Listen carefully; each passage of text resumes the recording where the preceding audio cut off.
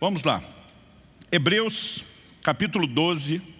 Eu quero ler com vocês os versículos 14 e 15. O texto sagrado diz: procurem viver em paz com todos e busquem a santificação, sem a qual ninguém verá o Senhor. Cuidem para que ninguém fique afastado da graça de Deus e que nenhuma raiz de amargura brotando cause perturbação e por meio dela muitos sejam contaminados. Meu Deus, pedimos que o Teu Espírito nos conduza a esse lugar onde a Tua Palavra não apenas resplandece no nosso íntimo, iluminando os olhos do nosso coração, trazendo percepção espiritual, mas, ó Deus, se cumpra a própria declaração da Escritura, de que a Tua Palavra é mais afiada do que uma espada de dois gumes, que ela tem a capacidade de penetrar ao ponto de dividir espírito e alma, juntas e medulas, e ela é apta para discernir os intentos do coração. Mais do que recebemos instrução, que ela possa expor o nosso coração de forma sobrenatural, enquanto a própria palavra é ministrada, que ela seja aplicada pelo Espírito Santo, que possamos ter um diagnóstico acurado e não estar preso a uma condição de auto-engano, e que a Tua Palavra de fato possa produzir o resultado que o Senhor tem planejado para esse tempo, para essa hora, que ela venha sob medida, com aplicação personalizada. Nós te pedimos em nome de Jesus. Amém. Bom, eu quero tomar essa advertência. Procurem viver em paz com todos. A NVI traduziu: esforcem-se para viver em paz com todos. Outras traduções, simplesmente escolheram a opção seguir a paz com todos. E junto com a expressão seguir a paz com todos, ele diz: e a santificação, sem a qual ninguém verá o Senhor. Portanto, quando ele está falando a respeito de paz, e a expressão paz, essa palavra utilizada no original do grego e aqui traduzida como paz é eirene, ela significa ausência de guerra, harmonia. Eu e você precisamos entender que a Bíblia não está sugerindo apenas algo que é mais do que bom, importante para as nossas emoções, mas também para a nossa vida espiritual. Andar em paz, em ausência de guerra, de conflitos, não apenas traz uma harmonia emocional, mas significa parte do desenvolvimento espiritual, do nosso processo de santificação.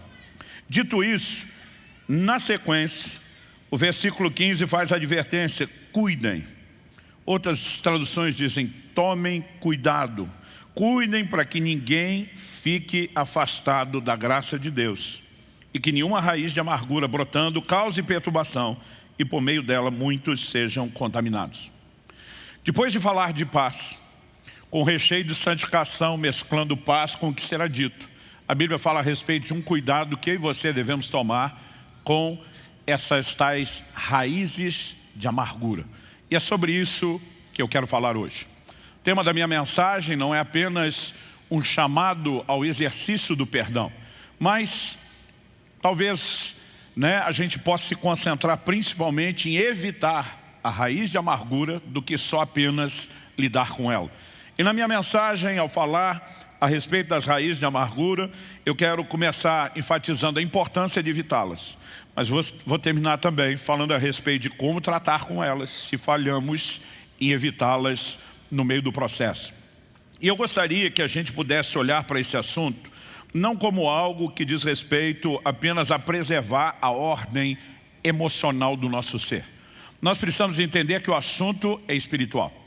Quando a Bíblia está relacionando com santificação, quando a Bíblia está dizendo que a gente tem que cuidar para não se privar da graça de Deus, ela simplesmente está sendo clara o suficiente para que eu e você entendamos que a maneira como lidamos com as raízes de amargura, com o perdão ou a falta dele, afeta em essência o nosso relacionamento com Deus e a nossa vida espiritual. Desordem ou harmonia emocional pode ser uma consequência, um efeito colateral. Mas o cerne da questão diz respeito à vida espiritual, e essa é a aplicação que eu quero trazer. Quando a palavra de Deus está falando a respeito de seguir a paz com todos, e esse é o primeiro aspecto que eu quero trabalhar, ela nos mostra a importância de entendermos um padrão, um estilo de vida, o padrão comportamental do cristão.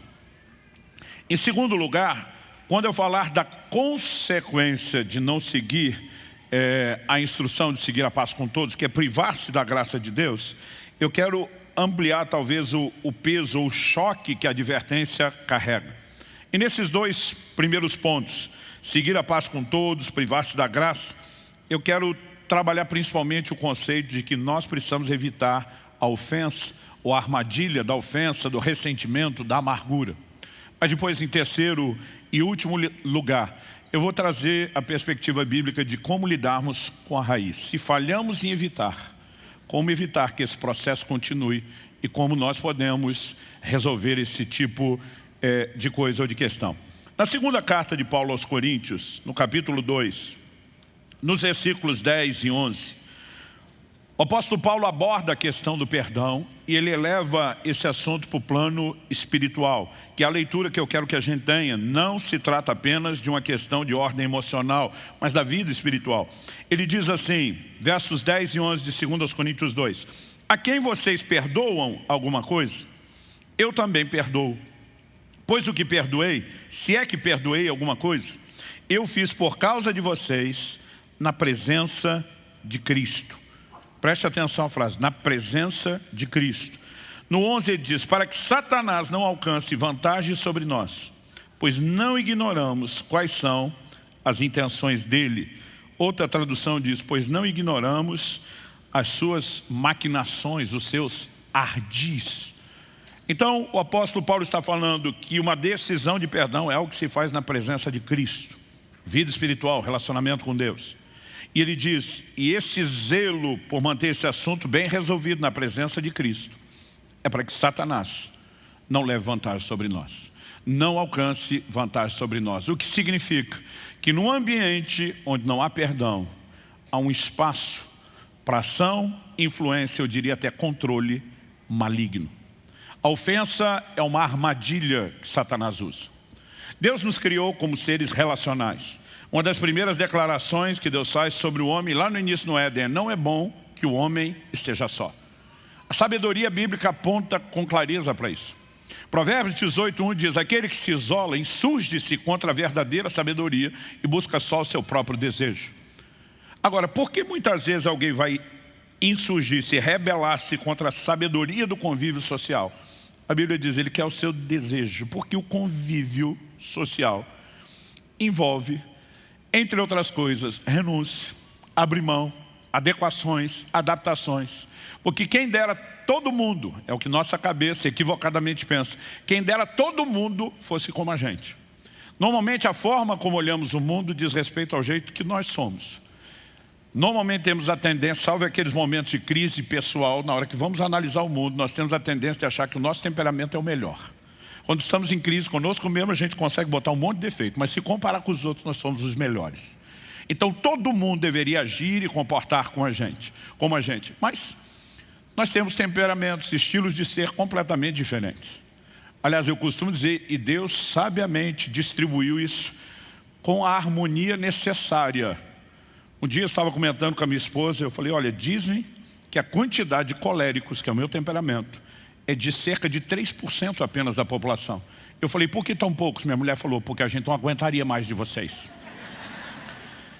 Então Deus dosou isso. Eu fico imaginando que dependendo a leitura, né, do ponto de vista do lado de cá ou do lado de lá, essa percepção do que é melhor acentua mais ou menos. Mas além dessas diferenças, nós temos o estilo de criação, a maneira como fomos formatados a pensar, a maneira como criamos expectativas e tudo isso combinado traz um potencial extraordinário para conflitos.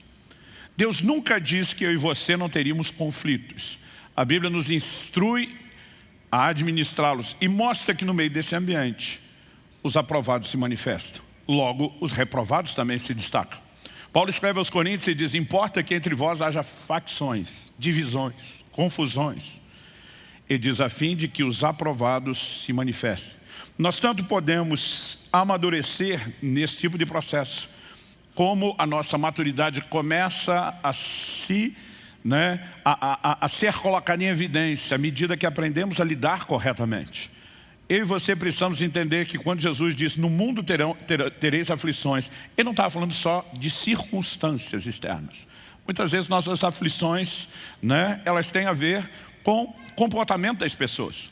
A Bíblia fala de quando Esaú se posiciona contra a instrução dos seus pais e se casa com as mulheres da terra de Canaã e não com as pessoas ligadas à cultura que eles tinham, o que envolvia também o estilo de fé. A Bíblia diz que elas se tornaram para seus pais uma amargura de alma. Muitas vezes não são as pessoas, as suas decisões, a maneira como decidem conviver, isso tem um ambiente potencial de gerar muito, muito conflito. E todos nós sabemos disso na prática. Mas a orientação bíblica nos mostra como conviver num ambiente de imperfeições. Isso significa que eu e você vamos ter que aprender a andar em amor. Isso significa que eu e você vamos entender a necessidade de determinadas adaptações. E as adaptações nem sempre significam que nós vamos viver mudando todo mundo como a gente gostaria de poder fazer. Quando Jesus disse, se alguém lhe ferir a face da outra, se alguém lhe obrigar a caminhar uma milha, vá a segunda. Ele disse, se alguém pedir a capa, entrega também a túnica. Ele está falando da capacidade de ceder. O que muitas vezes pode soar para mim e para você injustiça. Assim como o assunto do perdão. Porque normalmente o nosso foco emocional é Deus está dando mais moral para o outro do que para mim. Para aquele que está fazendo a coisa errada do que para mim que estou fazendo a correta. Mas eu quero te ajudar a entender que andar em amor, não apenas perdoar, mas evitar a ofensa, nem precisar chegar lá, é o que vai nos abençoar, vai nos enriquecer tremendamente.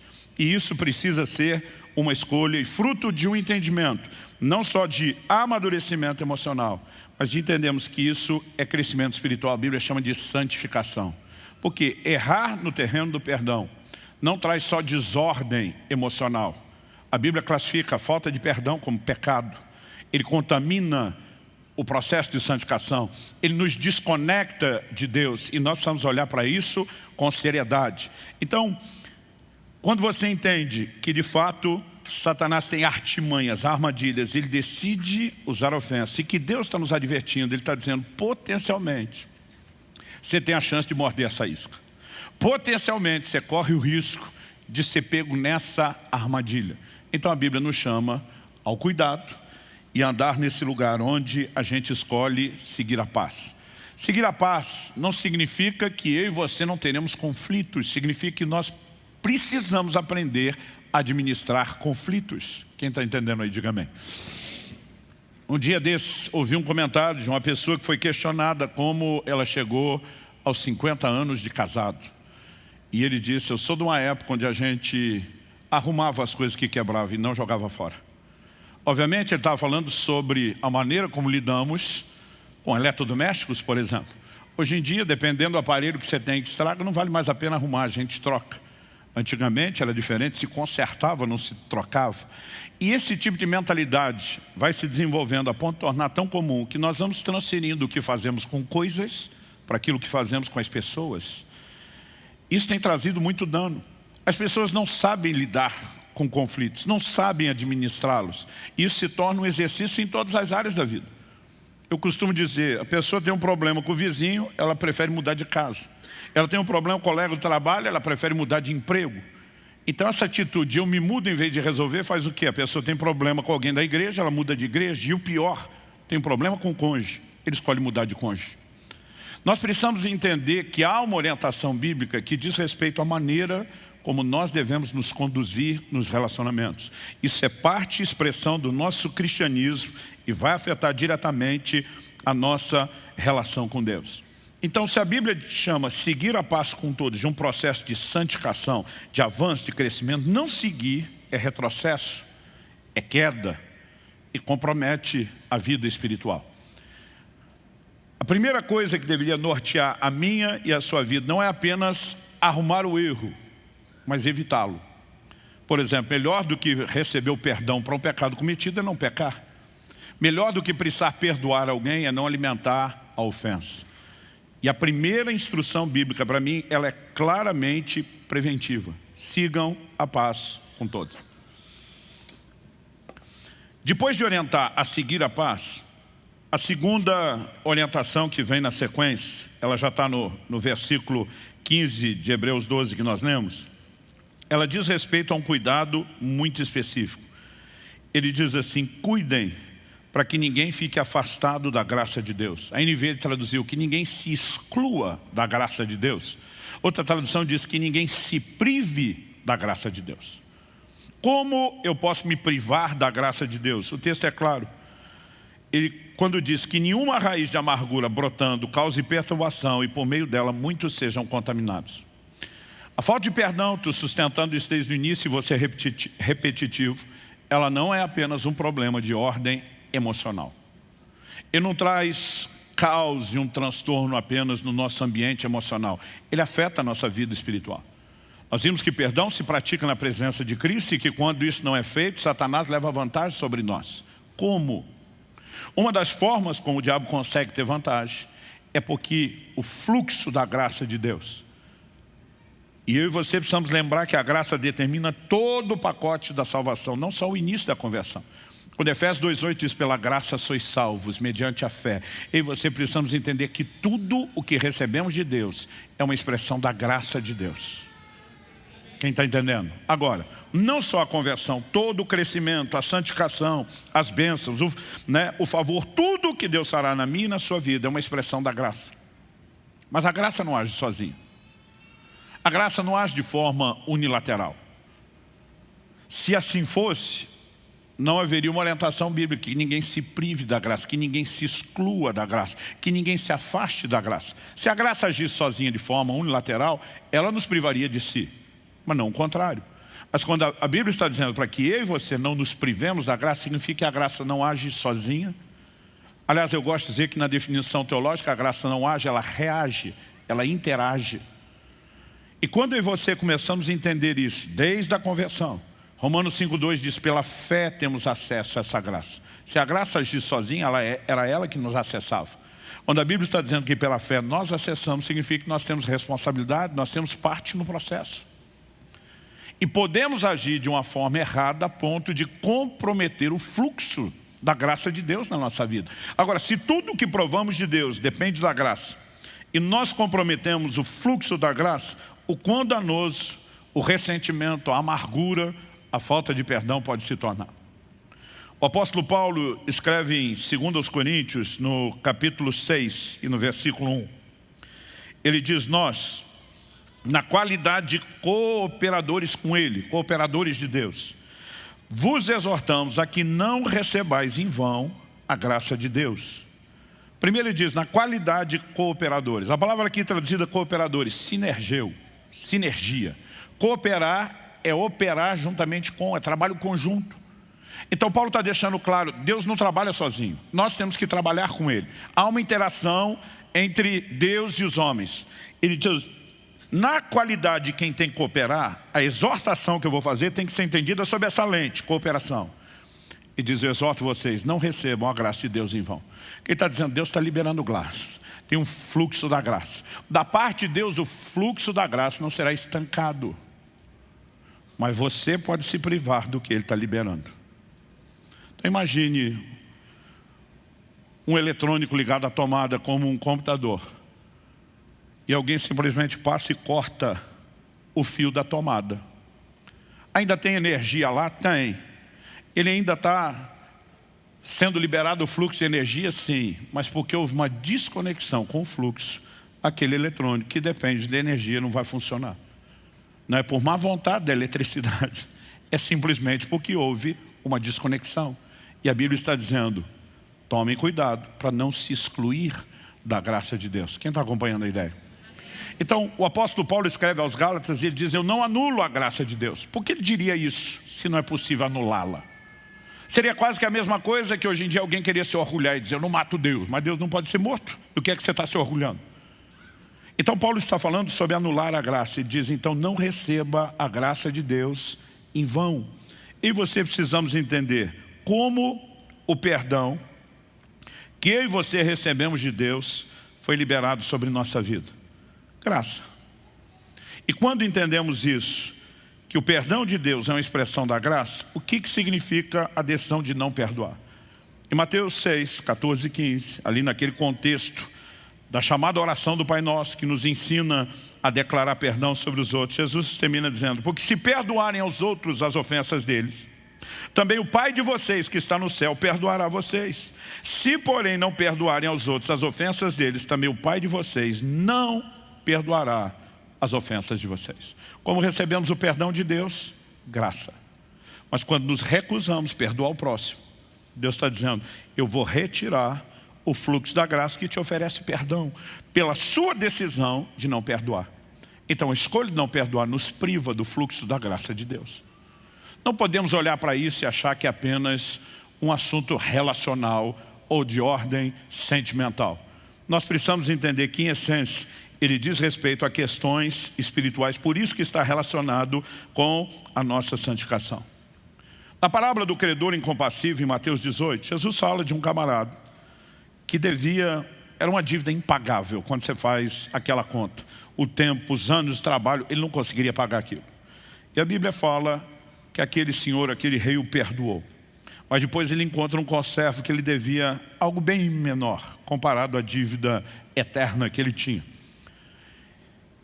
Mas ele começa a sufocar aquele camarada dizendo: você tem que pagar o que me deve, e não oferece perdão. A Bíblia diz que quando o rei toma conhecimento disso diz: bota ele na prisão. Estou revogando o perdão que eu dei a ele. O que é que Jesus está falando?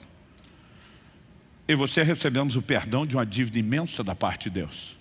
E Deus está dizendo: se você não pode compartilhar com os outros o pouco do que eu te ofereci, eu revogo o que eu te ofereci. Quando você pensa nisso, gente, quando cada um de nós para realmente pensar nisso, a pergunta é: por que eu vou brincar com ofensa ou ressentimento? Nós precisamos entender que quando Deus nos chama a andar em perdão, Ele está pensando no nosso bem. Porque a gente tem essa inclinação, como eu disse no início, de achar que é injusto. Ou só eu que tive essa crise. Muitas vezes dizia para Deus: o camarada fez o que fez, vai ficar por isso mesmo, e eu ainda perdoo. Ele já me machucou e eu deixo para lá, cadê a justiça? Quando a Bíblia diz: amados, não vos vingueis a vós mesmos, Deus não está dizendo: olha, vamos deixar por isso na injustiça.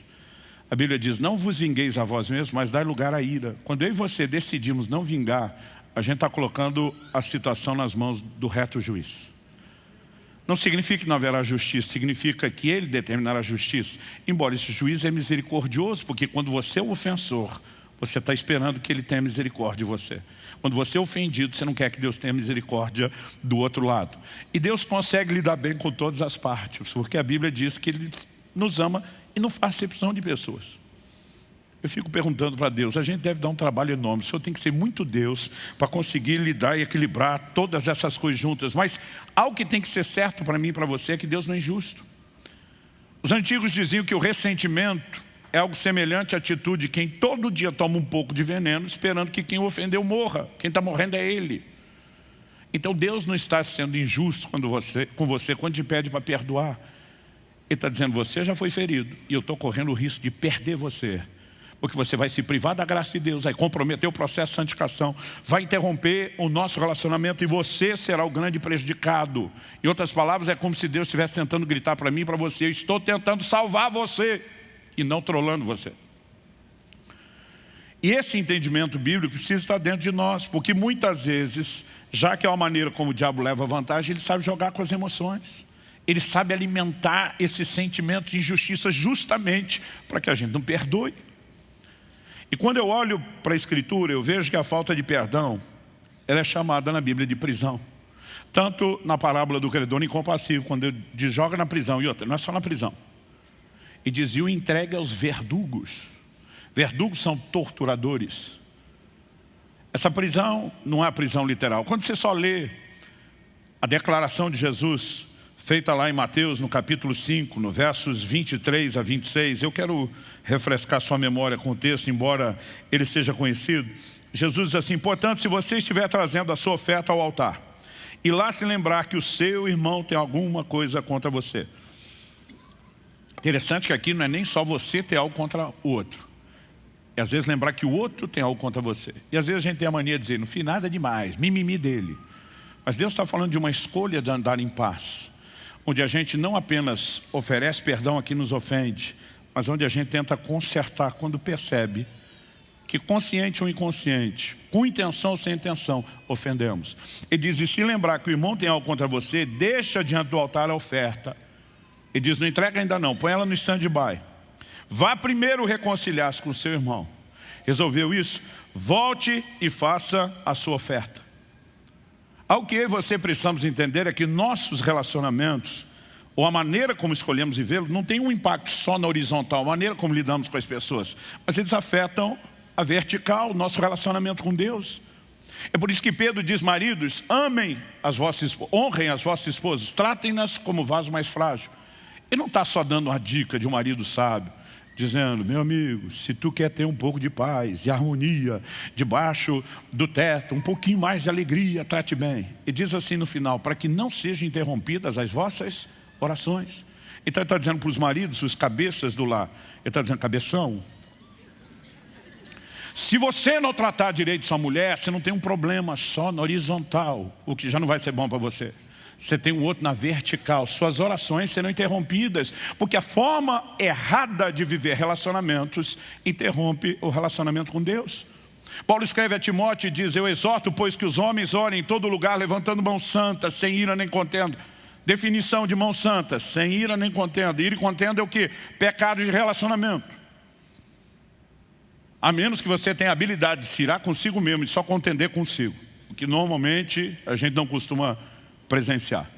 Outro dia eu soube de uma pessoa que ele era tão problemático, mas tão problemático, que morava sozinho e fugiu de casa. Mas salvo esse tipo de exceção, problema de ira e contenda é com os outros, não é com a gente. E a Bíblia está dizendo que isso vai afetar o quê? A vida de oração, o relacionamento com Deus. Quem está entendendo? Quando a Bíblia diz não se prive da graça de Deus, ele está dizendo, tolinho, se você continuar essa ideia de manter a amargura, o ressentimento, o grande prejudicado será você e não apenas nas suas emoções. Bom, verso 25. Entre acordo, de Mateus 5, entre acordo sem demora com o seu adversário, enquanto você está com ele a caminho, para que o adversário não entregue você ao juiz, o juiz entregue você ao oficial de justiça e você seja jogado na prisão.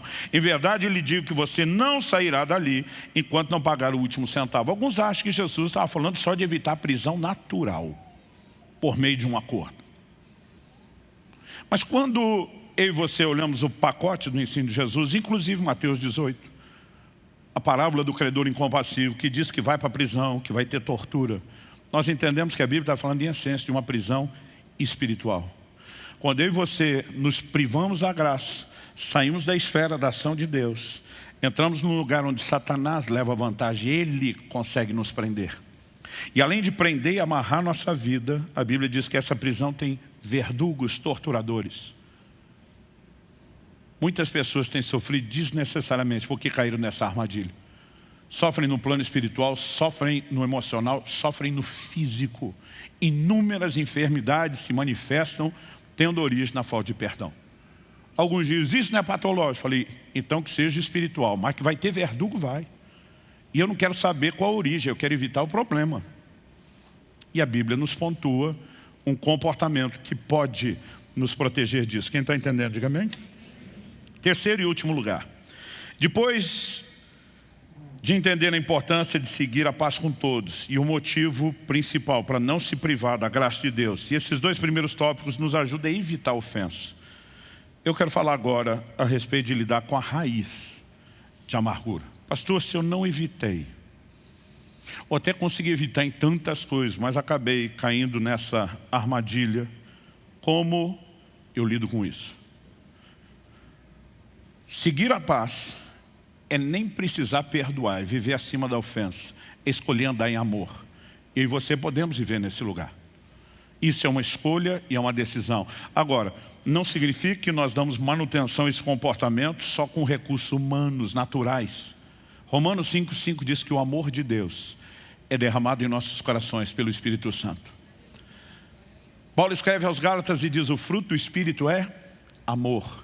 E quando falamos desse tipo de amor, ágape, o amor perfeito do tipo de Deus, ele é paciente, ele não se irrita, ou seja, nós precisamos de um combustível sobrenatural para viver esse nível de tolerância. Se relacionar significa muitas vezes adequar, ceder e não só tentar transformar os outros, para que a gente consiga negar o cerne daquilo que é a expressão da nossa carnalidade, que é o egoísmo, nós precisamos de um combustível sobrenatural. Primeiro, é possível evitar, mas se percebemos que falhamos em evitar, que a gente não erre duas vezes, deixando de aplicar algum tipo de intervenção que impeça o processo de crescer, porque ele sempre será progressivo. Primeiro, a Bíblia fala de uma raiz de amargura. Raiz é aquilo que normalmente fica onde? Para baixo do solo. Está falando de uma fase onde o processo funciona fora da vista. Mas existe um momento onde a raiz brota. E aí vem a público e se torna visível. Existe a fase onde o problema é meramente individual. Está fazendo mal a quem está ressentido. Mas quando brota, a Bíblia diz, agora vai começar a contaminar os outros à volta.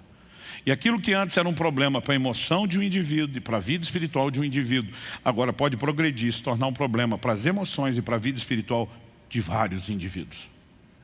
Não é difícil você perceber uma pessoa amargurada. Um pouco de conversa já revela isso. A dor que alguns expressam na maneira como falam, né, já denuncia isso, até porque a Bíblia diz que a boca fala do que está cheio o coração. O problema é que quem está transbordando já acostumou com aquilo e não percebe que agora, além de estar tomando veneno, está destilando veneno nos outros. Ou você nunca tomou a dor de outros? Só eu que fui o tolinho de fazer isso. Eu lembro que recém-casado, um dia eu disse para a Kelly, falei, meu amor, você está vindo para um lugar de pastoreamento aqui, nós temos aconselhamento. Falei, presta atenção numa coisa importantíssima, que ninguém me falou quando eu fui pastorear. Nós fomos aconselhar um casal, você vai ouvir o primeiro cônjuge, não importa se é o marido ou a esposa. Quando ele terminar de falar, você já está com raiva do outro. Mas quando você termina de ouvir o outro, você está com raiva do primeiro. Porque cada um tem razão, mas não tem jeito dos dois ter razão. Eu falei, talvez cada um tenha um pouco de razão, mas nós precisamos saber como lidar com isso. Muitos de nós não temos nem a sabedoria de ouvir a outra parte envolvida. Paulo, em determinado momento, bate o pé e fala sobre a importância de que ninguém seja acusado sem direito de defesa. Quantas vezes nós compramos a amargura de alguém, passamos à frente aquela versão contaminada, ajudamos a contaminar outros, sem sequer dar oportunidade à outra parte de se posicionar. Ou de trabalharmos dessa forma com mediadores. Fulano está assim, qual a sua versão? Qual a sua leitura? Porque a sua versão não é necessariamente a verdade, ela pode ser a sua leitura.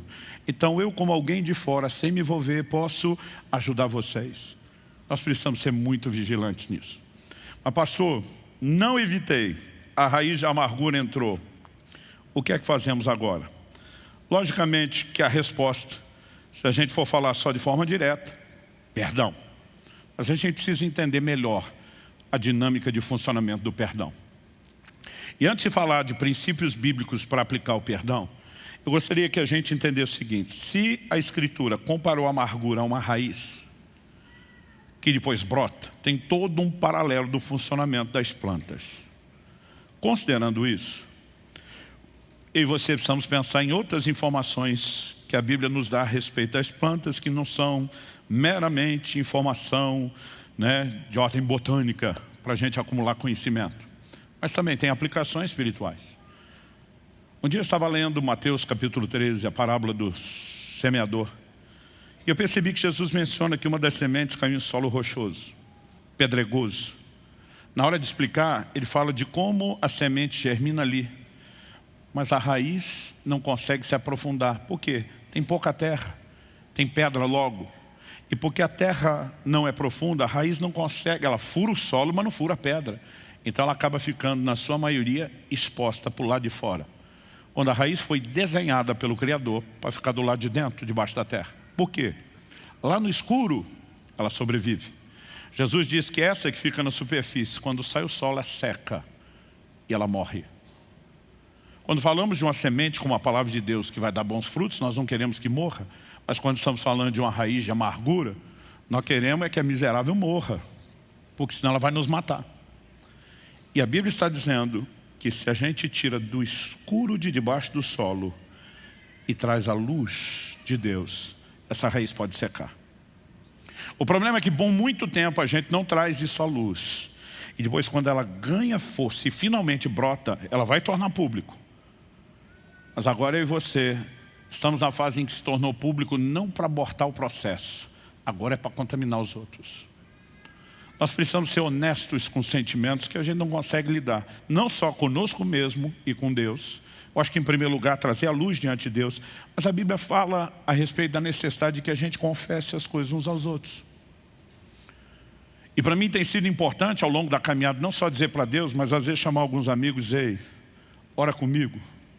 Eu estou sendo carnal, meu coração está assim, está assado. Sei que é errado, você não precisa pregar nada para mim.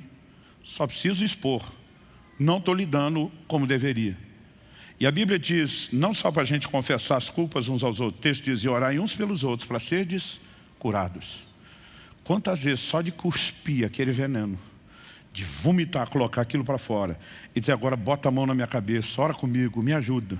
Você percebe a realidade do que a Bíblia diz, para serdes curados. Nós podemos secar essa raiz, trazendo ela à luz. E também podemos parar, não só de mantê-la preservada lá no escuro, mas de dar a ela o que ela precisa. O que é que uma raiz precisa? De água. Quando a Bíblia diz lá em Isaías, de uma raiz em terra seca, significa que ela não vai tirar nutrientes para a planta e ela vai morrer. Pastor, o que é regar essa raiz? Quando falamos desse contexto da amargura, para mim, autocomiseração. O que todos nós, em diferentes níveis e graus, temos uma certa expertise. A gente tem a capacidade de lamentar, de lamber nossa própria ferida, né? De simplesmente trabalhar aquilo de tal... E quanto mais eu e você fazemos isso, maior a probabilidade que a raiz não só perdure, mas cresça, desenvolva. Agora, se eu e você decidimos, eu não vou secar isso. Eu não vou ficar com dó de mim mesmo. Eu não vou alimentar meu próprio egoísmo e carnalidade. Eu escolho andar em amor. Nós começamos a secar essa raiz. Quem está entendendo, diga amém. Porque muitas vezes a gente fala do perdão de uma forma tão subjetiva que fica até difícil praticar. É que nem dizer, você tem que crer. Mas muitas vezes a gente não ensina como a fé funciona, como que ela é exercitada, como que ela é aplicada, né? Então, em termos práticos, nós precisamos trazer à luz, porque inevitavelmente, uma hora ou outra, aquilo virá à luz. O problema é que você vem na hora errada, já não te cura e está estragando os outros. A luz da presença de Deus e a luz de pessoas confiáveis, não só emocionalmente, mas espiritualmente saudáveis, que nos ajudem a crescer e a lidar com o processo. E tomar uma escolha. Eu não vou ficar nesse ambiente de autocomiseração, né? Lambendo minha própria ferida com o perdão da expressão e da ilustração. Eu e você precisamos entender, e eu sempre falo isso, que a decepção é proporcional à expectativa. Quanto maior é a nossa expectativa com as pessoas, maior a chance da gente se decepcionar. É por isso que talvez as maiores dores aconteçam no ambiente familiar e das pessoas de relacionamento mais próximo. No Salmo 55, dos versos 12 a 14, o salmista fala algo interessante que me tem feito pensar muito sobre essa dinâmica prática dos relacionamentos. Ele diz assim, porque não é um inimigo que me afronta. Se fosse, eu suportaria. Nem é o que me odeia quem se exalta contra mim, pois dele eu me esconderia. Mas é você, homem, meu igual, meu companheiro, meu íntimo amigo. Juntos nos entretínhamos e íamos com a multidão à casa de Deus. Está dizendo, se fosse inimigo, eu estava alerta. Se fosse quem me odeia, eu me preveniria. Mas você não. Com você eu baixei a guarda. Com você eu estava exposto. Com você eu estava vulnerável. E muitas vezes nesse ambiente de expectativas, e nós falhamos. Nós projetamos no comportamento dos outros um padrão de perfeição que nem nós oferecemos. E de alguma forma a gente insiste nisso. Em vez da gente ter aquela mentalidade, estamos entrando num lugar e num ambiente, em qualquer relacionamento, inclusive no casamento, onde as imperfeições vão aparecer e a gente já espera aquilo para poder lidar com o comportamento esperado, a gente cria uma expectativa completamente diferente. Alguém me perguntou outro dia, pastor, por que essa crise de quando a criança chega à adolescência com os pais? Eu falo, olha, eu não estudei tanto sobre o assunto, mas já vi muita água passar debaixo da ponte. Enquanto os filhos estão na fase de criança, eles olham para nós, os pais, como se a gente tivesse superpoderes. Eu, quando garoto, achava que meu pai tinha superpoderes. Meus filhos achavam o mesmo de mim. Eu tinha a mania de brincar quando paravam no farol e dizer, olha a autoridade do papai. Eu vou contar até 3, quando eu der a voz de comando, a luz vermelha apaga, a verde acende. E eu contava 1, 2, 3, 3, 2, 1, verde. Quando eu abri o verde, eles, uau! Eu brinquei tanto com aquilo, e um dia eu estava com a cabeça longe, com alguns problemas que tinha que lidar, parei no farol, esqueci, meus filhos ainda pequenos, pai, o que foi? A luz, o senhor não vai falar? Nem deu tempo de contar, verde, já estava em cima do laço. Abriu, eu disse, uau! E eu voltei a pensar nos meus problemas. Um deles perguntou, papai, como é que você consegue? E eu, distraído com aquilo, simplesmente disse, papai fica olhando a luz do outro farol. Quando aquela apaga, a de cá vai acender e a hora que eu vi eu tinha entregado o ouro. Só que mesmo entregando o ouro, eu nunca imaginei que eles levaram aquele negócio tão a sério. Eu lembro a cara de decepção deles. Gente, vocês não têm noção. Um deles me perguntou, quer dizer que o senhor não tem superpoder? Eu falei, não. E a gente esquece de como a coisa já foi. Eu brinco até hoje, quando era garoto, meu irmão mais velho, que era meu herói, me trollou. A gente estava cantando na igreja um hino antigo que dizia chuva de bênçãos. Nós temos chuva de bênçãos do céu. Eu, como criança, olhei para ele e falei, o que é chuva de bênção? Eu não conhece não? Eu falei, não. Ele falou, não tem a chuva de água? Eu falei, essa eu conheço. Então, a chuva de água ela vem do céu e molha a terra, não é? Eu falei, é. Ele falou, chuva de bênção, ela sai do chão e molha o céu. Eu passei anos procurando a chuva até descobrir com entendimento que me trollaram. Ele até hoje brinca, você tem que me perdoar. Eu falei, não, está perdoado. Mas vou entregar sua trollagem para o mundo inteiro. Gente, aquilo foi uma decepção inexplicável. Então, se com coisas pequenas a gente consegue decepcionar, imagina as maiores. E muitas vezes o que nós precisamos no convívio é regular a expectativa.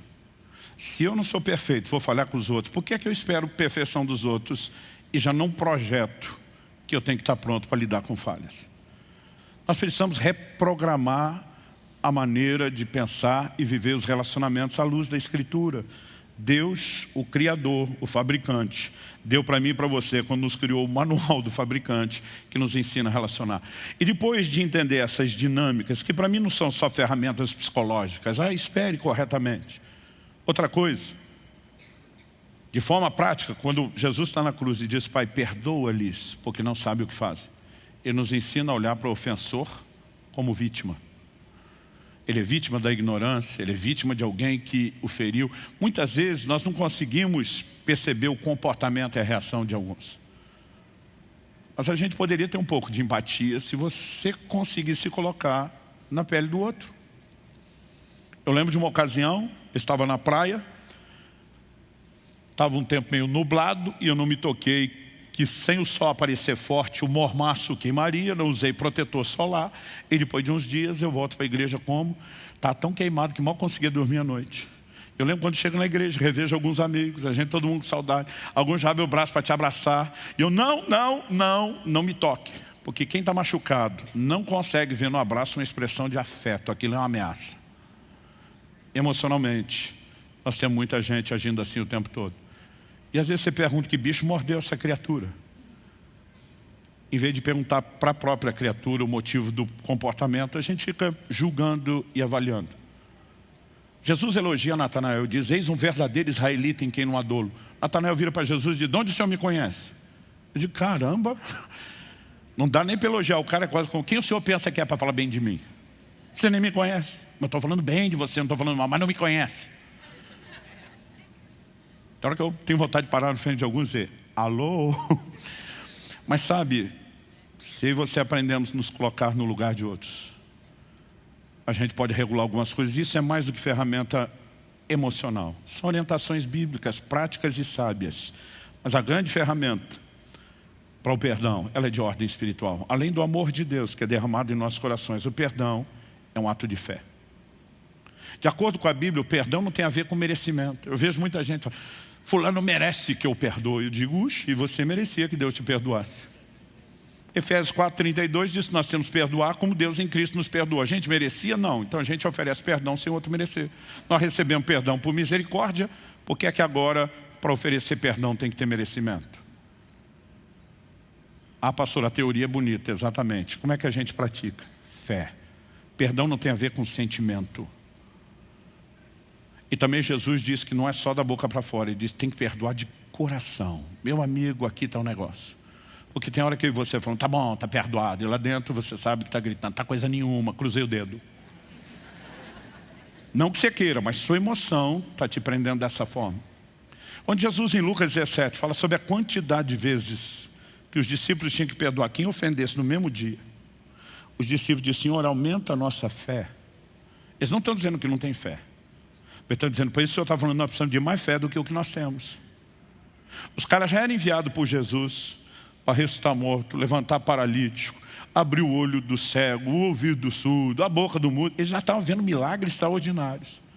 Mas eles estão diante de Jesus dizendo, ressuscitar o morto, beleza, está bem mais fácil. Mas perdoar esse tanto, não damos conta. Por aí você imagina o tanto de fé que você tem que ter para perdoar. Quando eles pedem, Senhor, aumenta a nossa fé, o que é que Jesus responde? Se tiverdes fé, como grão de mostarda. A NVI, uma tradução que eu gosto muito, ela pecou, na minha opinião e na de muitos outros estudiosos, terrivelmente na tradução desse versículo. Ela diz, se tiverdes fé do tamanho de um grão de mostarda. Você revira aquele original grego, não existe a expressão tamanho em lugar nenhum. Mas por conta de um entendimento popular, até hoje você vê gente dizendo, se você tiver uma fezinha do tamanhozinho, de um grãozinho de mostarda, resolve tudo. Ué, se a fezinha do tamanhozinho, do grãozinho de mostarda resolve tudo, por que é que Jesus condenou a pequena fé de outros? Uma hora ele repreende pela pequenez da fé, depois diz que a fé pequena resolve tudo. Jesus se decida, porque se ela resolve tudo, ter fé pequena não é um problema. Se ter fé pequena é um problema, a fé pequena não resolve tudo. O ensino de Jesus nunca falou do tamanho, ele só diz fé como semente. O tradutor pegou a ideia de que o grão de mostarda é a menor da semente e falou, Jesus deve estar falando do tamanho, nós estamos falando de multiplicação. Como você multiplica o pouco que tem? Se você planta a semente, você vai multiplicar o que tem. Pega o contexto, Senhor, aumenta-nos a fé. Ele diz, não sou eu que aumento, vocês aumentam. Como? Exercitando, usando a fé que você tem. Plante um pouco, que você colhe mais. O exercício da fé nos faz crescer. E não diga você que você não tem oportunidade de exercitar sua fé para perdoar, porque ela está aí todo dia, em todo lugar. O que nós só precisamos é o exercício da fé. Todo dia alguém diz, pastor, ontem eu tinha perdoado, mas hoje eu acordei e parece que está desperdoado. Eu falei, aí você perdoa de novo. Mas eu acho que amanhã eu vou acordar e desperdoa de novo. E você perdoa outra vez. E você vai exercitando a sua fé. Não é um sentimento. Ah, pastor, eu não tenho alegria na hora que eu estou perdoando. Mas depois vai ter. Porque a falta de perdão vai te amarrar numa amargura. Não existe alegria ou realização na vida de quem não perdoou. Quem está entendendo, diga amém. Vamos ficar em pé para parecer que está acabando. Eu quero te fazer algumas colocações práticas. Às vezes a gente ouve esse tipo de ensino e pensa, fulano tinha que estar aqui ouvindo isso. Porque você sabe que o cara já está azedo e amargurado. Mas antes de chegar nesse ponto, de para quem está precisando exercitar o perdão, nós temos orientação prática para evitar a raiz de amargura. Então, se o seu coração estiver bom, há um tempo atrás minha esposa, ela achou engraçado, gostou da expressão que alguém usou quando disse, estou com o coração peludo. E ela começou a usar isso e lá em casa a gente passou a usar essa frase. Mas mesmo você que não está com o coração peludo, que a coisa não está tão bagunçada ou complicada lá de dentro, você precisa entender a advertência. Eu escolho seguir a paz.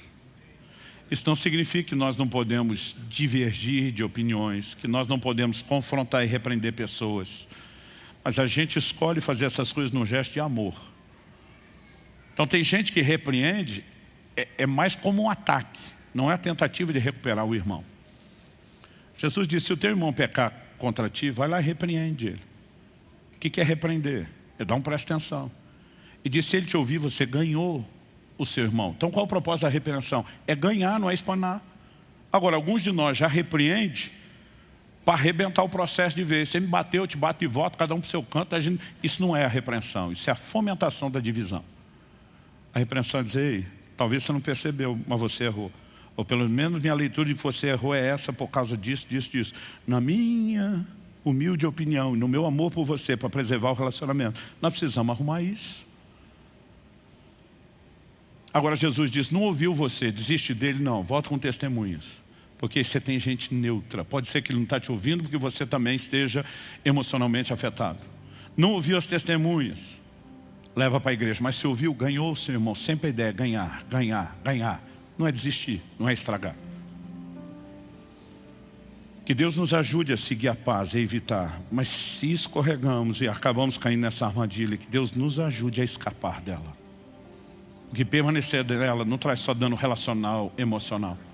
Pior de tudo, compromete a santificação. Nos priva do fluxo da graça. Dá a Satanás vantagem sobre nós.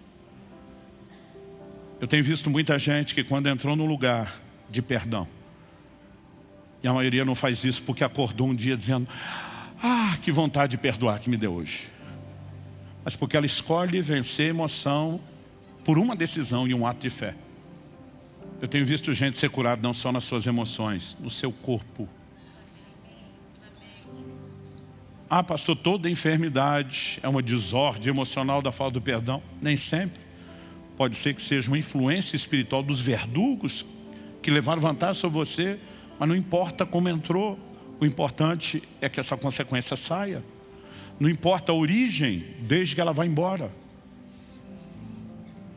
E aqueles que se recusam, eles não criam um problema só para si. Não é apenas a desconexão deles com Deus. O problema é maior. Porque quando eles não resolvem, além de comprometer sua santificação, dá vantagem a Satanás de se privar da graça de Deus. Ele sai do estágio onde ele apenas tem um problema e agora ele se torna um problema. Porque gente amarga começa a espalhar o que tem para aqueles que estão em volta. Toda raiz, quando brota, se torna uma planta.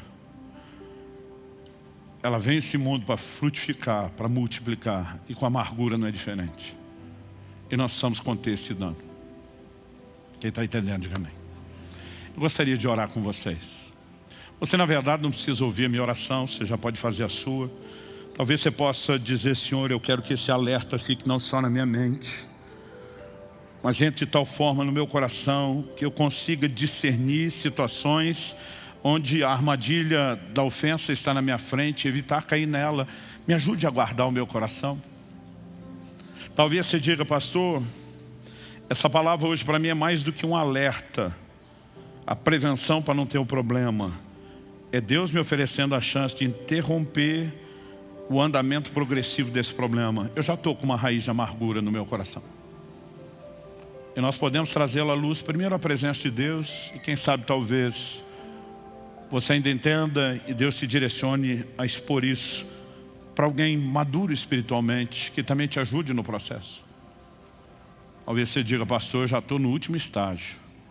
Eu estou envenenado e envenenando os outros. Eu virei um veneno ambulante. Ainda assim, a situação pode ser mudada.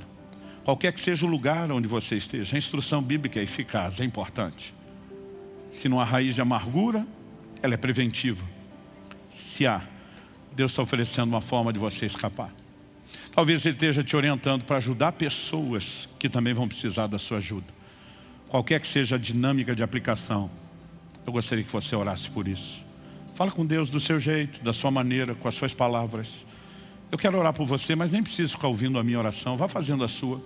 E o importante nessa hora não é que você ore bonito, é que você ore de forma honesta, sincera. Você rasgue o coração com Deus, não porque Ele não sabe, Ele sabe tudo. Mas é porque essa honestidade, essa capacidade de expor o que está dentro de você, vai também te expor a uma ação e uma intervenção dEle. Espírito Santo, vem sobre nós. A Tua palavra é apta para discernir intentos do coração, e eu oro que qualquer amargura que tem permanecido oculta e escondida aos nossos olhos, seja trazida à luz pelo Senhor. Seja exposta pela ação da Tua palavra e aplicação do Teu Espírito Santo, mas não meramente exposta. Que seja exposta hoje para ser exterminada, arrancada. Nós não queremos apenas uma qualidade de vida emocional e relacional melhor no nível horizontal. Nós queremos isso contigo, Senhor. Não queremos ser roubados absolutamente em nada no nosso relacionamento com o Senhor ou com o fluxo da graça de Deus. E nós clamamos, uma vez que o fruto do Espírito é o amor e que o amor de Deus é derramado em nossos corações pelo Espírito Santo, nós clamamos, se é que podemos colocar um rótulo como esse, nós oramos por um batismo de amor, por uma liberação sobrenatural, por esses recursos do céu. Que o perdão não seja fruto de esforço ou um ato emocional, mas que ele possa ser um posicionamento de fé que nos leve a acessar os seus recursos. Não apenas o perdão, a escolha de seguir a paz com todos. Ajuda-nos. Nós clamamos em nome de Jesus. Em nome de Jesus. E para a glória do teu nome mesmo.